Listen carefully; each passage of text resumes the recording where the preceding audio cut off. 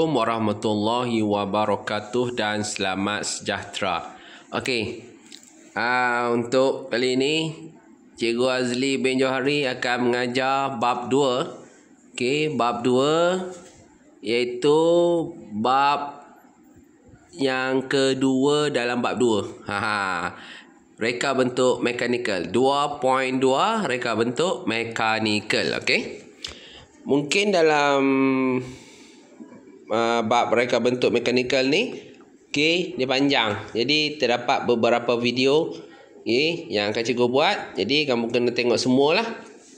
Okey. Jadi kita akan tengok dulu subtopik yang pertama, mengenal pasti komponen mekanikal. Okey. Mengenal pasti komponen mekanikal. Okey.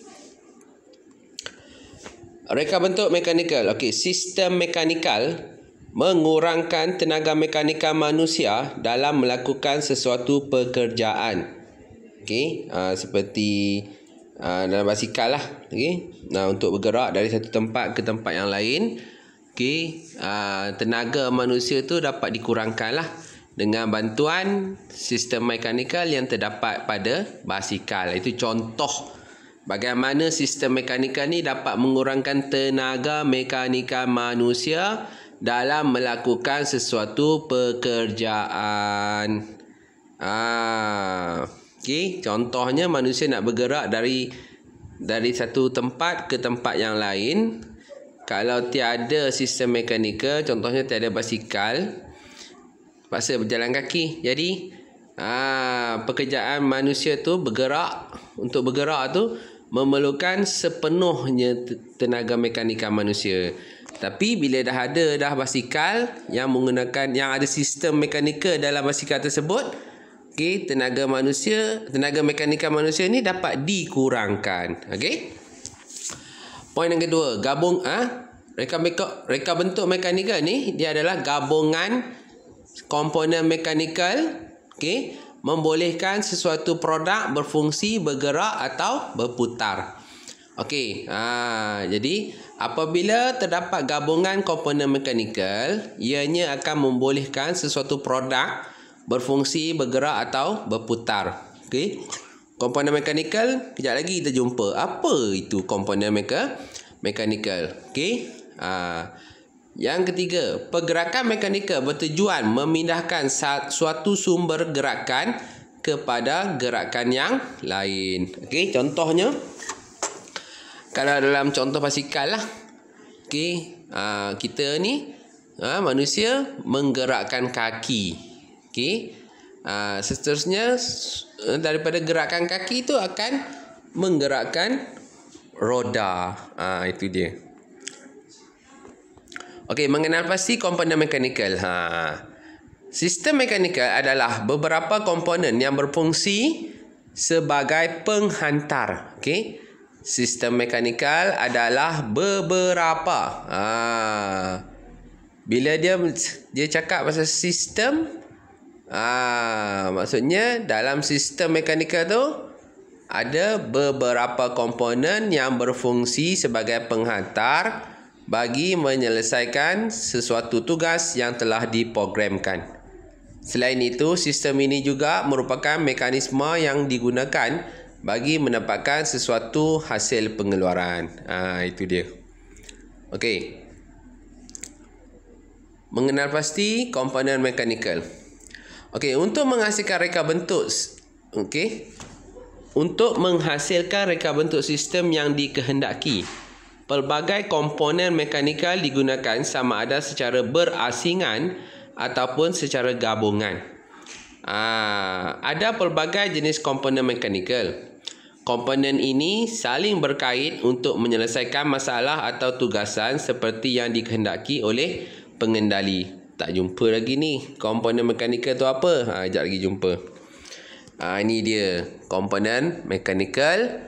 Ada berapa tu? Start daripada gear, pautan, tuil ataupun tuas, takal, tali sawat, aci sesondol, aci engkol, gelongso, galas berbola, bindu dan juga rantai.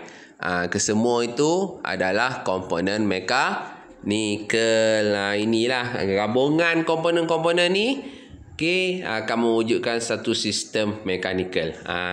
Okey. Kita tengok dulu komponen yang pertama, gear. Gear ni ialah komponen yang digunakan untuk memindahkan kuasa. Okey.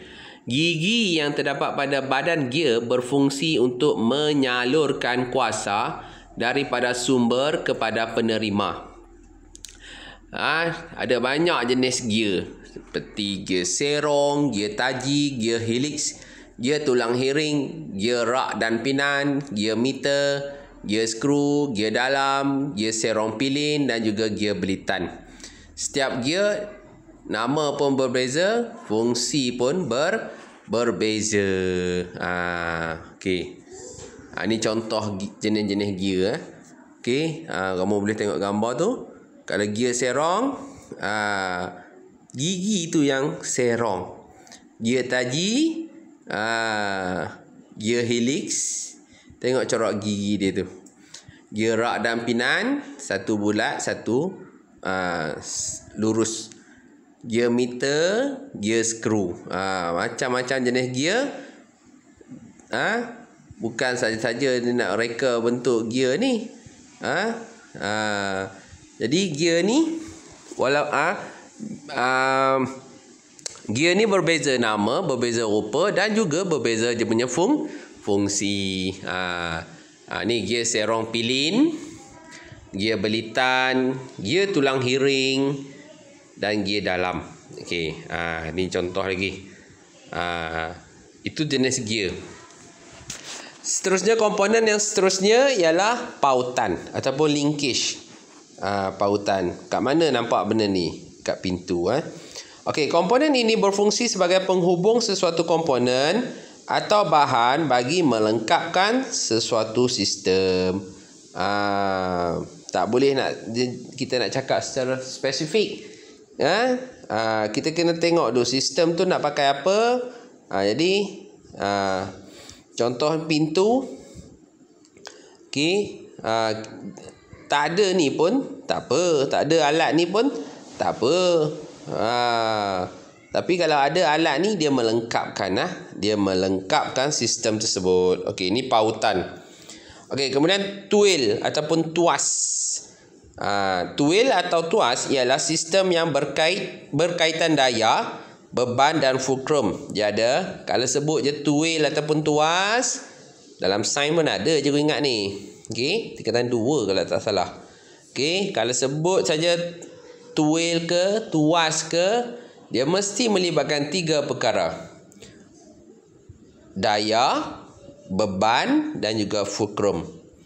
Okey, antara contoh mudah penggunaan tuil atau tuas ialah pada pelayar gabung.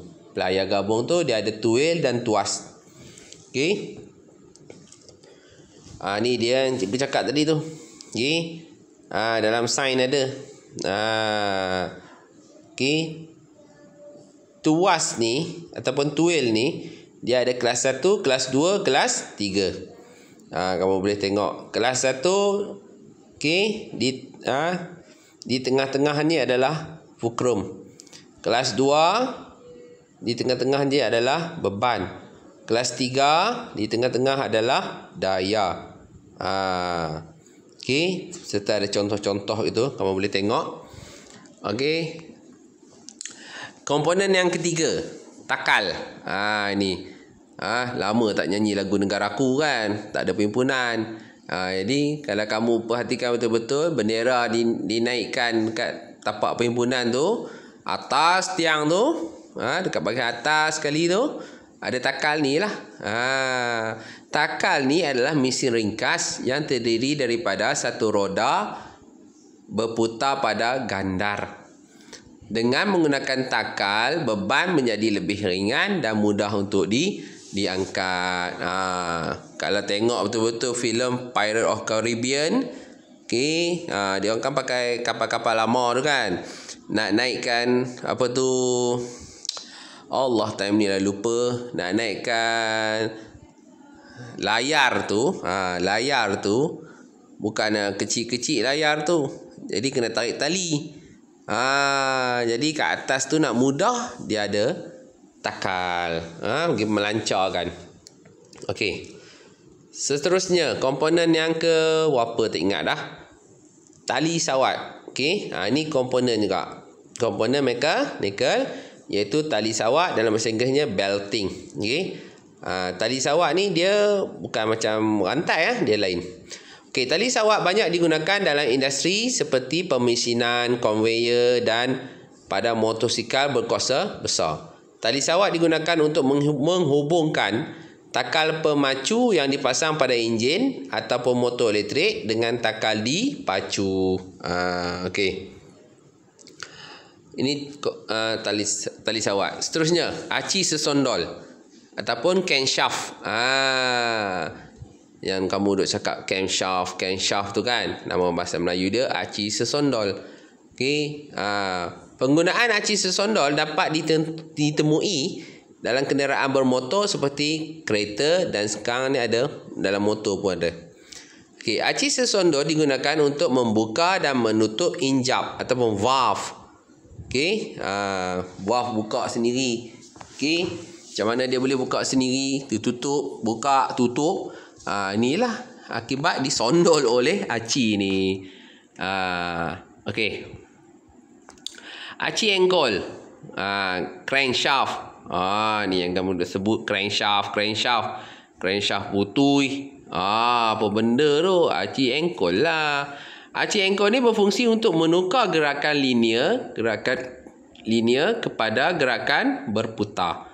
Seterusnya, sebagai penghantar kuasa ke kotak gear untuk menggerakkan kenderaan. Okey, gelongso. Gelongso macam mana? Main gelongso? Macam main slide lah, slider. Gelongso berfungsi sebagai pengurang geseran bagi menggerakkan sesuatu komponen. Okey, komponen ini banyak digunakan dalam industri yang memerlukan pemindahan beban yang berat.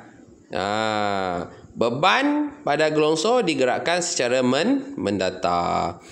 Jadi bila ada gelongso ni, benda-benda berat kita letak di atas gelongso, kita slide kan dia, kita tolak aja dia. Jadi dapat mengurangkan tenaga kerja lah. Okey.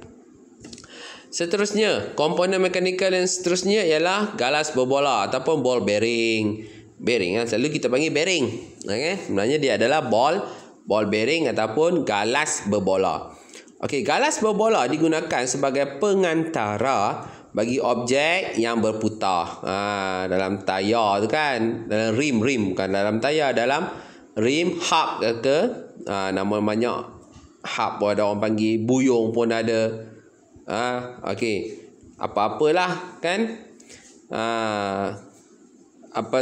Dalam tu adalah galas berbola ataupun ball bearing. Sebab apa? Sebab tayar nak berputar, kita nak bagi kelancaran. Okey. Komponen ini juga bertindak sebagai pengurang geseran dan melancarkan pergerakan. Sebab apa?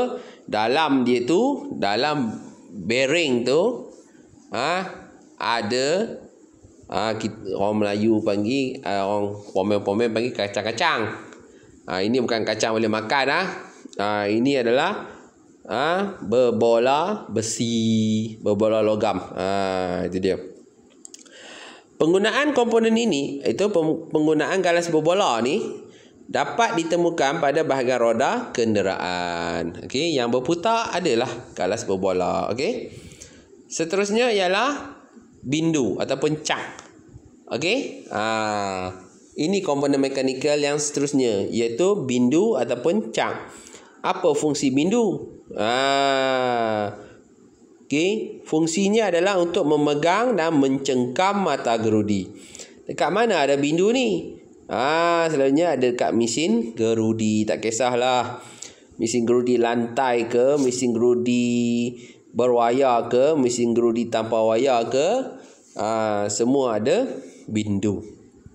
Jadi bindu ni lah kita boleh ketatkan dia ataupun kita longgarkan dia.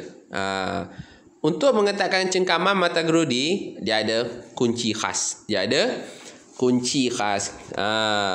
Okey. Seterusnya adalah rantai ataupun chain. Ni komponen mekanikal yang seterusnya. Okey, iaitu rantai berfungsi sebagai pengantara bagi penghantaran kuasa antara dua gear. Okey, macam kat motosikal kita tu. Okey, ada satu gear dekat enjin, ada satu gear lagi dekat tayar belakang. Yang mana gear dengan gear tu, gear dekat enjin dengan gear dekat tayar belakang tu, gear tersebut dihubungkan oleh rantai. Komponen ini banyak digunakan pada basikal dan juga motosikal. Ya, betul. Okey, itu jadi dah habis dah. Cikgu terangkan sedikit sebanyak pasal komponen-komponen mekanikal. Okey, sekian, terima kasih.